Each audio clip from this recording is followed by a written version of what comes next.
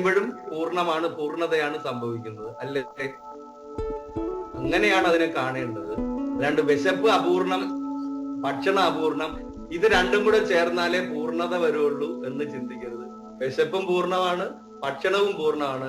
ഇത് രണ്ടും കൂടെ ചേർന്നാലും ഉള്ളിൽ എന്ത് സംഭവിക്കും? ഉള്ളിലും പൂർണ്ണത വരും, മനസ്സിലും പൂർണ്ണത വരും.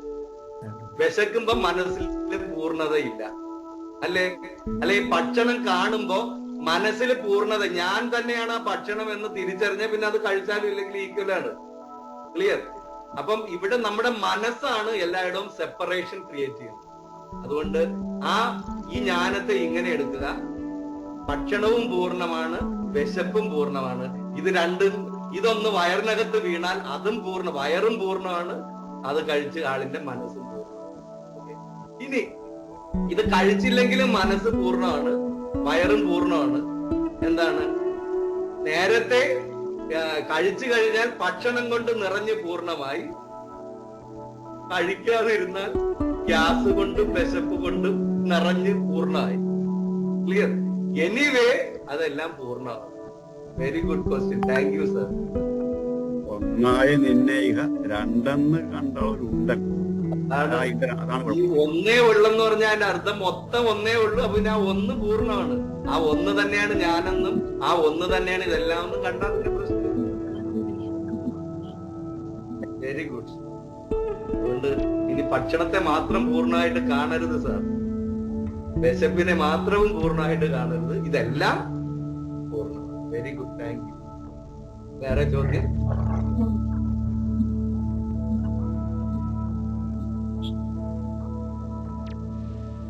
ഇല്ല. പറയൂ രാജു. ശാന്തിയുടെ അർത്ഥം ഒന്നുകൂടി എക്സ്പ്ലെയിൻ ചെയ്യൂ. വോയിസ് എനിക്ക് ക്ലിയർ ആകണില്ലല്ലോ. ശാന്തിയുടെ 3 തരത്തിലുള്ള അർത്ഥങ്ങൾ പറഞ്ഞല്ലോ സാറ്. ശാന്തിയുടെ 3 ഒന്ന് എക്സ്പ്ലെയിൻ ചെയ്തു. 3 ശാന്തി അല്ലേ? ഓക്കെ.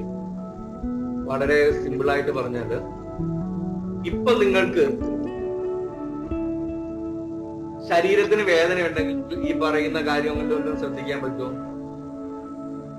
പറ്റില്ല. ശരീരം ശാന്തമായിരിക്കണ്ടയോ? വേണം. അതേപോലെ നിങ്ങളുടെ അയൽവക്കത്തെ വീട്ടിൽ ഇപ്പൊ തീ പിടിച്ചു, അല്ലെങ്കിൽ അവിടെ ഭയങ്കര മയക്കും അല്ലെങ്കിൽ വച്ച് ഭയങ്കര ബഹളം നടക്കുന്നു, നിങ്ങൾക്ക് അവിടെ ശാന്തമായിട്ടിരുന്ന് നിങ്ങൾക്ക് ഇത് കേൾക്കാൻ പറ്റുമോ?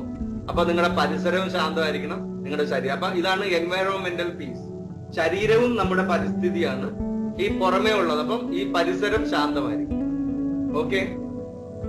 ദെൻ മനസ്സ്, നിങ്ങളുടെ വേറെ ശരീരത്തിന് കുഴപ്പമൊന്നുമില്ല, മനസ്സ് ഭയങ്കര അസ്വസ്ഥമാണ്. നാളെ എനിക്ക് ലോട്ടറി അടിക്കുമോ, അല്ലെങ്കിൽ നാളെ എനിക്ക് ഭക്ഷണം കിട്ടുമോ, അല്ലെങ്കിൽ നാളെ എനിക്ക് രാവിലെ പോകാൻ പറ്റുമോ, അയ്യോ ഇന്ന് രാത്രി മഴ പെയ്യോ, അയ്യോ ഇന്ന് മുല്ലപ്പെരിയാർ പൊട്ടുവോ, അല്ലോ ഇന്ന് വേറെ എവിടെയെങ്കിലും ഉരുള് പൊട്ടുവോ. ഈ മനസ്സ് അസ്വസ്ഥമാണെങ്കിൽ നമുക്ക് ശാന്തമായിട്ടിരിക്കാൻ പറ്റും. അപ്പൊ മനസ്സും എന്തായിരിക്കണം? ശാന്തമായിരിക്കണം, ഈ ജ്ഞാനം കേൾക്കണമെങ്കിൽ. ദെൻ ഈ മനസ്സും കഴിഞ്ഞിട്ട് നമ്മുടെ സോൾ, ആത്മാശാന്തി എന്ന് പറയുന്ന ഒരു ശാന്തിയുണ്ട്. അത് കാരണം ഈ ആത്മാവിനോട് ഇതിനോടൊപ്പം ചേർന്ന് നമ്മുടെ കർമ്മങ്ങൾ, നമ്മുടെ വാസനകൾ നിൽക്കണം. അപ്പൊ വാസനകൾ സബ്സൈഡ് ചെയ്യണം. വാസനകളെ നമുക്ക് ഓവർകം ചെയ്യാൻ പറ്റണം. കർമ്മങ്ങളെ എന്നെടുക്കുക, വാസനകളെ. അത് നിങ്ങളുടെ ഭാഷയിൽ ഏതാണോ നിങ്ങളുടെ മനസ്സിന് മനസ്സിലാവണം. അപ്പൊ കർമ്മങ്ങളെ കൂടി നമുക്ക് ഓവർകം ചെയ്ത് വരാൻ പറ്റണം. അപ്പോഴാണ് ആത്മശാന്തി ലഭിക്കുന്നത്. ചിന്തകളെ, ആഗ്രഹങ്ങളെ നിങ്ങൾക്ക് മാനേജ് ചെയ്യാൻ പറ്റുമ്പോൾ മനഃശാന്തിയും, പ്രകൃതിയെ, സാഹചര്യങ്ങളെ നിങ്ങൾക്ക് മാനേജ് ചെയ്യാൻ പറ്റുമ്പോൾ ആദ്യത്തെ എൻവയറോൺമെന്റൽ പീസും നിങ്ങൾക്ക് കിട്ടും. നിങ്ങളുടെ ശരീരത്തെ മാനേജ് ചെയ്യാൻ പഠിക്കുന്നതാണ് സാധന, യോഗ, പ്രാണായാമ, ഇതെല്ലാം പഠിക്കും. നിങ്ങളുടെ മനസ്സിനെ മാനേജ് ചെയ്യാനുള്ള കഴിവാണ് ധ്യാനം, മന്ത്രം, ചാന്റിങ്, ഇതെല്ലാം നിങ്ങൾക്ക് തരുന്നത്. ഓക്കെ. നിങ്ങളുടെ ധ്യാനവും സേവനവും ജ്ഞാനവും നിങ്ങളുടെ ആത്മാവിനെ ചുറ്റിപ്പറ്റി നിൽക്കുന്ന ഈ വാസനകളെയും കർമ്മങ്ങളെയും ശാന്തമാക്കാൻ സാധിക്കുന്നതാണ്. അതാണ് ഗുരുദേവ് ഇത് 3-നുമുള്ള എല്ലാം തന്നു കഴിഞ്ഞു. നിങ്ങൾ ചെയ്യാത്തോണ്ടാണ് വീണ്ടും വീണ്ടും കടോപനിഷത്തും ഐശാവാസി ഉപനിഷത്തും കേനോപനിഷത്തും ഇങ്ങനെ അഷ്ടാവക്രഗീത ഇങ്ങനെ പലതുമായിട്ട് വന്നിട്ട് വീണ്ടും വീണ്ടും വീണ്ടും പറഞ്ഞുകൊണ്ടിരിക്കും. Very good. ഇപ്പൊ 3 ശാന്തി മനസ്സിലായില്ലേ? Sir, yes. നമ്മുടെ മനസ്സും പൂർണ്ണമാണല്ലോ. അപ്പൊ ആ മനസ്സിൽ മനസ്സ് നിന്ന് പൂർണ്ണമാണ്. നിങ്ങളുടെ മാനേജ്മെന്റ് പൂർണ്ണമല്ല. അപ്പൊ നമ്മുടെ മനസ്സിൽ നിന്ന് ഉരുത്തിരിയുന്ന ചിന്തകൾ പൂർണ്ണമാകേണ്ടതല്ലേ മനസ്സ് പൂർണ്ണമാണെങ്കിൽ? നിങ്ങളുടെ മനസ്സിൽ നിന്ന് ആഗ്രഹിക്കുന്ന ചിന്തകൾ അതിന്റെ പൂർണ്ണതയിൽ നിന്നാണോ വരുന്നത്, അതോ അതിന്റെ ഉപരിതലത്തിലെ നിങ്ങളുടെ ആഗ്രഹങ്ങളും ഇതുമായിട്ട് കണക്ട് ചെയ്താണോ വരുന്നത് എന്നുള്ളത്. അതാണ് യഥാർത്ഥ ആഗ്രഹം, യഥാർത്ഥ വിഷ് സംഭവിക്കും. അതാണ് സങ്കല്പവും ഡിസയറും ഒക്കെ തമ്മിലുള്ള വ്യത്യാസം. ക്ലിയർ അല്ലേ? അപ്പം യഥാർത്ഥത്തിൽ വരേണ്ടിടത്തു നിന്നാണ് അത് വരണമെങ്കിൽ അത് പൂർണ്ണമാണ്. പിന്നെ മനസ്സിന്റെ പൂർണ്ണത അപൂർണമാണെങ്കിൽ അത് ജ്ഞാനത്തോടൊപ്പം ചേരുമ്പോഴാണ് അത് സംഭവിച്ചത്. പൂർണ്ണമാണ്, പക്ഷെ അത് ജ്ഞാനത്തിനോടൊപ്പം ചേർന്ന് നിൽക്കണില്ല, നമ്മുടെ ഈഗോയോടൊപ്പം, നമ്മുടെ ആഗ്രഹങ്ങളോടൊപ്പം. ഇതെല്ലാം സെപ്പറേറ്റ്ലി ആഗ്രഹവും പൂർണ്ണമാണ്. പക്ഷെ അത് നടക്കണമെന്നുള്ള നമ്മുടെ വാശിയാണ് പ്രശ്നം. ഈ ആഗ്രഹമൊക്കെ വരും പോവും, ഇതൊന്നും ഇനി പറഞ്ഞിട്ട് കാര്യമില്ല. അതൊക്കെ ഈ പ്രകൃതിയുടെ ഒരു നേച്ചറാണ്. അതുകൊണ്ട് ആദ്യം എല്ലാത്തിനെയും പൂർണ്ണമായിട്ട് കാണുക. അപ്പോ ഈ ആഗ്രഹിക്കുന്ന വസ്തു പൂർണ്ണമാണ്. അത് നിങ്ങളുടെ കയ്യിൽ കിട്ടിയാലേ നിങ്ങളുടെ മനസ്സിന് പൂർണ്ണത തോന്നും എന്നുള്ളത് നിങ്ങളുടെ അറിവില്ലായ്മയാണ്. അത് ആരെങ്കിലും കയ്യിലിരുന്നാലും നിങ്ങളുടെ കയ്യിൽ കിട്ടിയില്ലെങ്കിലും അത് പൂർണ്ണമാണ്. അതാണ് ഇത് മനസ്സിന്റെ ഒരു കളിയാണ് എന്ന് തുടക്കത്തിലേ പറഞ്ഞു. അപൂർണത എന്നത് നിങ്ങളുടെ മനസ്സിന്റെ കാഴ്ചപ്പാട് മാത്രമാണ്. Very good. വേറെ നമ്മുടെ ഇൻഡിവിജ്വൽ കോൺഷ്യസ്നസ്സും യൂണിവേഴ്സൽ കോൺഷ്യസ്നസ്സും അല്ല സർ? വ്യക്തിപരമായ മനസ്സും സമഷ്ടി മനസ്സും അല്ലെങ്കിൽ പ്രപഞ്ച മനസ്സും. ഈ പ്രപഞ്ച മനസ്സും പൂർണ്ണമാണ്, വ്യക്തിപരമായ മനസ്സും പൂർണ്ണമാണ്. പക്ഷെ വ്യക്തിപരമായ മനസ്സ് അറിയണം ഞാൻ പൂർണ്ണമാണെന്ന്, പ്രപഞ്ച മനസ്സിന് അറിയാം ഞാനും പൂർണ്ണമാണ്, ഇതെല്ലാം പൂർണ്ണമാണ്.